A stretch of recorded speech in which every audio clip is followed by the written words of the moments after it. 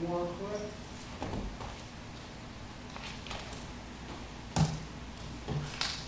And you're on. Okay, good evening, everybody. This is the July meeting of the Community Police Review Board. And our first order of business is the approval of the minutes from May 21st, 2025 meeting. Has everybody had a chance to look at the minutes? Anybody need a little bit of time to do that?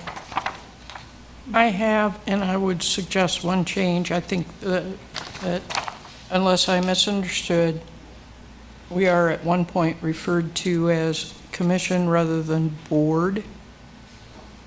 I'm looking to see where that is in the Yeah, in the it's minute. pretty, it's maybe the second item. The commission Yeah, heard B. under B. Okay. Yeah.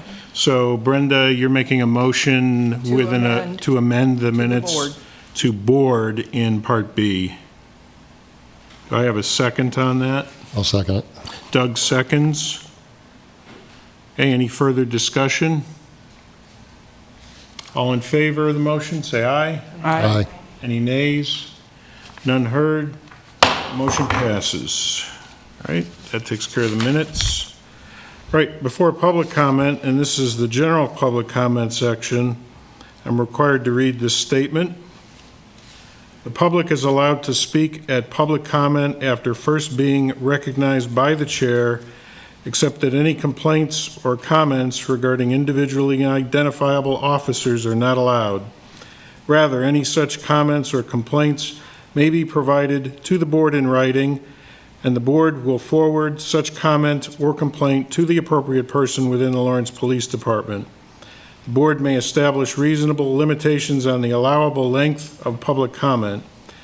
As a general practice, the board will not discuss or debate these issues, nor will it make decisions on items presented during this time. Do we have any comments from the public? There is one. Okay. Mr. Watts has his hand up. Mr. Watts, you have the floor for the next 3 minutes. You really like to tell people what to do, man. It's really kind of funny. For this hillbilly hick board. And hello, Major Heffley. I appreciate the work that you bring to our police department. You're one of the few administrators who I have a degree of respect for. I want to point out to our wonderful, illustrious Police Review Board how worthless this has been. You've got two brown-nosing ringer sycophants on there, and an ex-cop, and two good people who are trying to do the right thing. You had Mr. Stevens resign because he finally came to the conclusion nothing's going to happen here. We're going to get to the level of the other points. Well, it's on another agenda item. And you, sir, don't determine who gets to speak and when they don't get to speak. You may think they do, and I've sat down for a little while, but I just hold what you do in wanton contempt. Absolutely. You're not here to represent the people of Lawrence or provide a review of the police department. You're here to apologize for the police department, and I, as a member of the community, don't appreciate it. You are from the city. You work for Peasley Tech, a front. That's all it is. We need to deal with the use of force policy, and Adam knows about it. The use of force policy allows the police to beat you below your head, and it doesn't count as use of force. I want this review board to begin addressing that. Now, you're going to say you can't do that. I'm going to say, let's find a way to do it. Let's operate that way. Thank you. Thank you for your comments, Mr. Watts. Are there any other public comments? Hearing none, we'll go on to the next section, the agenda items. I will note that the agenda notes which items can have public comment. The first one is a public comment item. This is the monthly complaint report from May 2025 and June 2025. And I will turn it over to you, Adam. Yes, sir.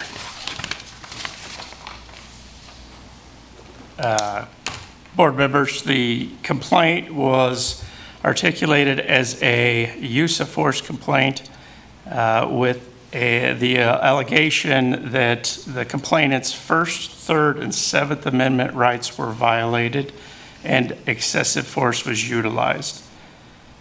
This incident was dispatched as a battery in progress. I don't want to just read from it, but try and give you a sense of what I'm. Officers attempted to speak with the complainant, who was inside of the Heartland Healthcare facility at the time, and as written, uncooperative and belligerent at the time of approach. Officers spoke to a witness. It was determined that the two involved in the disturbance met the criteria for a domestic relationship. When that disturbance was resolved, they had evidence or probable cause to make an arrest of one of the subjects in the domestic relationship, which happened to be the complainant's mother.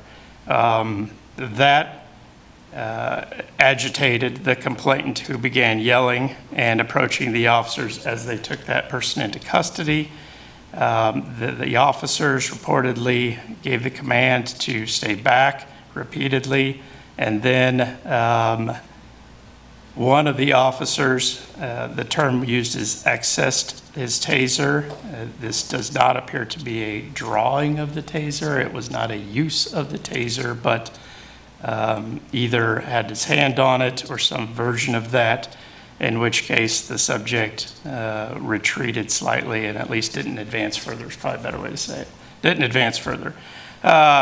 The complainant was further agitated when the mother was secured in the patrol vehicle after the arrest and began yelling. The allegation was the body cameras were reviewed, and the body camera evidence did not support the allegation of excessive force or a First Amendment violation. Third Amendment violation has to do with quartering troops. So there was no indication that that was involved in this situation unless there was some other intention there. And Seventh Amendment violation is the right to a jury trial in some federal Civil cases. civil cases, which isn't anything that this group can interfere with and or affect.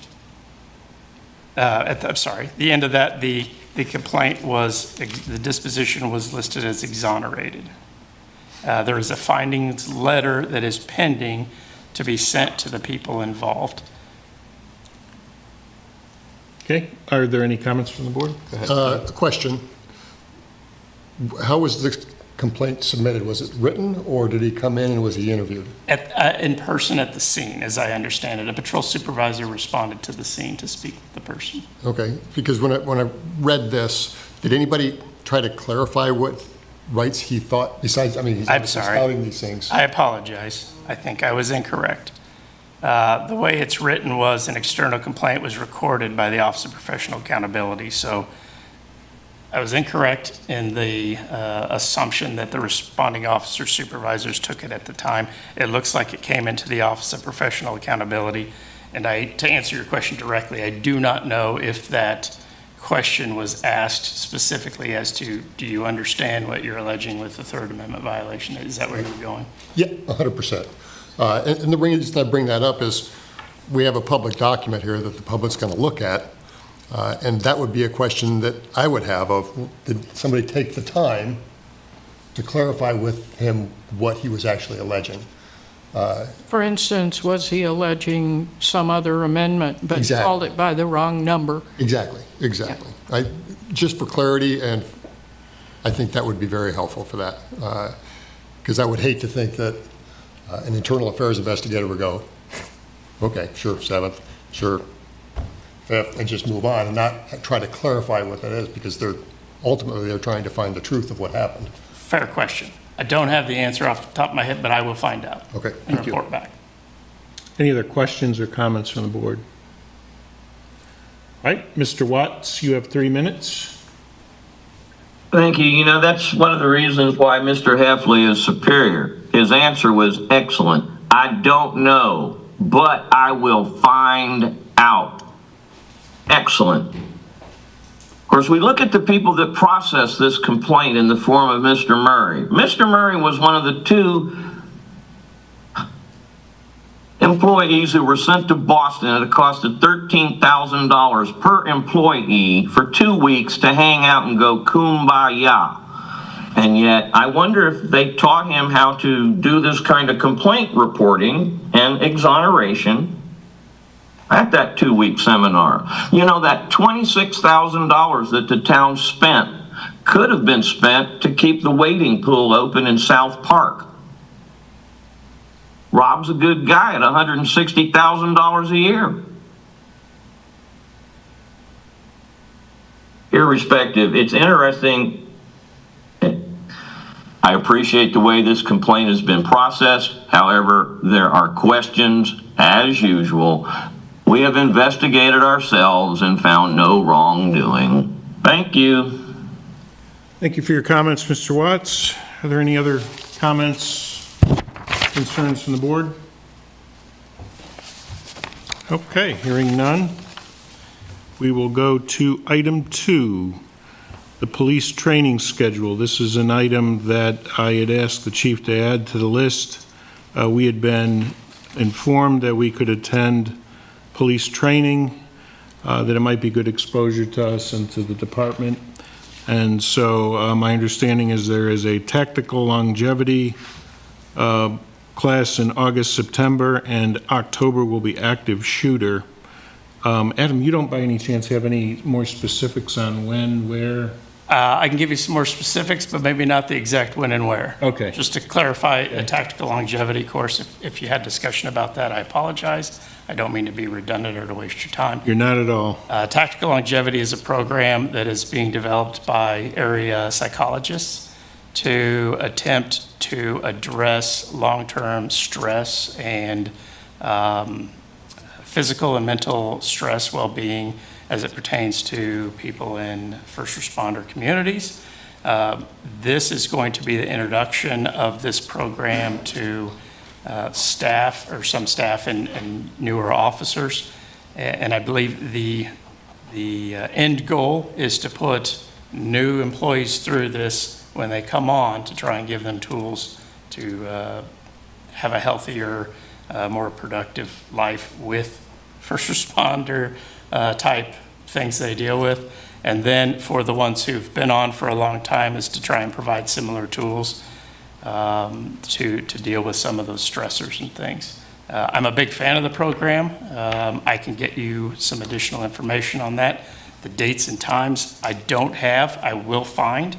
And then the second one is the October, the active shooter training. It is a training we do each year or every other year, depending on availability capacity, in which we train for response to an active shooter event. Typically, that is held in a closed building somewhere that may be relevant to the work. I know we've done some training on KU campus. In the summertime, we've done an active shooter training, and I hate to say it, but one of the schools, because that's where we need to be proficient if that event occurs. I would highly encourage you to attend one of those to see how that works. The group that puts on these trainings have done a lot to work with community members to try and get in there and have real things to work through stuff. So I will provide the dates and times, locations to the group so that you can, I hope you have a chance to come to some of these. Appreciate that. Yeah. You want to add that to the minutes when you put the minutes out? Yes, sir. That'd be a good place to put it. Speaking of the minutes, if we could go back, I think we discussed a correction in the minutes for the We did. last meeting, but we didn't actually vote to approve the corrected version. In the last minutes, the one before this? Or did I fall asleep for a moment? Yes. I thought we did all vote. I have that you approved it. Okay, Everybody okay. voted. Never mind. It's a long day. It is real hot outside. All right. Okay, anything more on the police training schedule? Any further questions? All right. Go to item number 3, the practice session for appeal of complaint. My conversation with the chief last week when we were setting up the agenda was that we had not gotten a date on this yet. Adam, I don't know if you have anything further to That add is- to that? Apologize. That is what I've been told as well. Would really like to see us do that, but I know it's incumbent on the city office, the city attorney's office, I think, is coordinating that for us. So as soon as we get some information, we'd love to do that. Any further comments? Okay. Mr. Watts has his hand up. This is not an item for public comment. Number 4, CPRB Board Member Opening. As you may recall from the last meeting, we had a resignation on the board, Caleb Stevens. Mr. Watts referred to this as well. This is mainly just a reminder that the position is open, and if you have anybody in mind, be sure to tell them or refer that to the city or the city website. Adam, I don't know if you have anything more to add to that. I don't have anything additional, sir. Okay. Mr. Watts, you have 3 minutes. You really get off on telling me how much time I got, buddy, and I don't appreciate it. I've applied for this police review board since it started. I don't think I'm ever going to get on it, and that's okay. But the reason for being on it is precisely to stop what is going on now. There are 4 police people in this room now, and 2 citizens. We got Mr. Major Heffley, the other guy is an ex-cop, the other guy, the lawyer, I don't remember your name, you're a cop, and Clary comes from a cop family. She's full-on cop wives. Where are the public represented? If I am to be put on this, I'm going to ask the training department, and specifically Mr. Heffley, in terms of what are they doing with respect to the new software that's been released that the Department of Justice and ICE are using in terms of Clearview software for facial recognition on handheld telephones that the police are going around and showing at people, as well as the one that we have, BriefCam. I'm going to ask questions about those kind of things. If I'm on this board, I am going to try to assert that we need to advance what this board does and grow from it. We're not going to ask permission like this guy does. Mother, may I? Is it okay to do this? Hey, Chief of Police, is it okay to do this? Oh, no, no, no, no, no. The Citizens Review Board runs the board, not to be manipulated by the police department. The police department is there to facilitate question asking. They are not there to direct the concepts or what is going on inside the board. As long as there's a stranglehold, however, by an apologist for the system, the current chairman of the board, I don't know where the vice chair is. Evidently the vice chair isn't here today. Is that correct? That is correct. Okay, and that's okay. But what a disappointment this alternative lifestyle individual has turned out to be in terms of understanding the internal struggles that are going on inside the Lawrence Police Department and inside Lawrence, Kansas, with respect to policing across the United States. I'm sure Major Heffley is very aware of what I'm talking about in terms of, I forgot the secret codes, but it's being able to anticipate crimes through software, its interaction with the groups in Topeka, the secret squirrel organizations that were formed. What are they called, Major? I'm not sure what you're referring to, sir. Oh, it's that magic group in Topeka that is a private police force run by the Attorney General. I'm sorry, I'm blanking on the name. I can go look it up.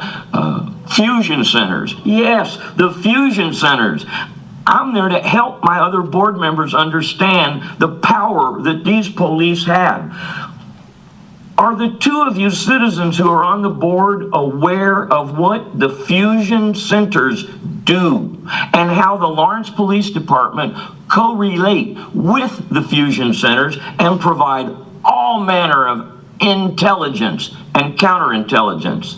Anyway, the Police Review Board is a significant thing. It has been going on, at least for me, for over 8 to 10 years in terms of its formation and watching the bastardization of it and how at one time it was actually working and then it got screwed by the powers that be, of which the current board chair and Ms. Clary were integral in doing. Thank you. Thank you. You're welcome. All right, let's move on to D, calendar, future agenda items. Does anybody have any future agenda items for our September meeting?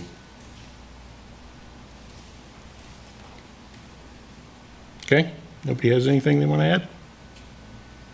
I have a question. Mm-hmm. If we have something for the next meeting and we want to put it on Could the you- agenda, just email you? You can email me, or you can email the chief, Okay. and we get together the week before the board meeting and decide what the agenda should be. Okay, anything further?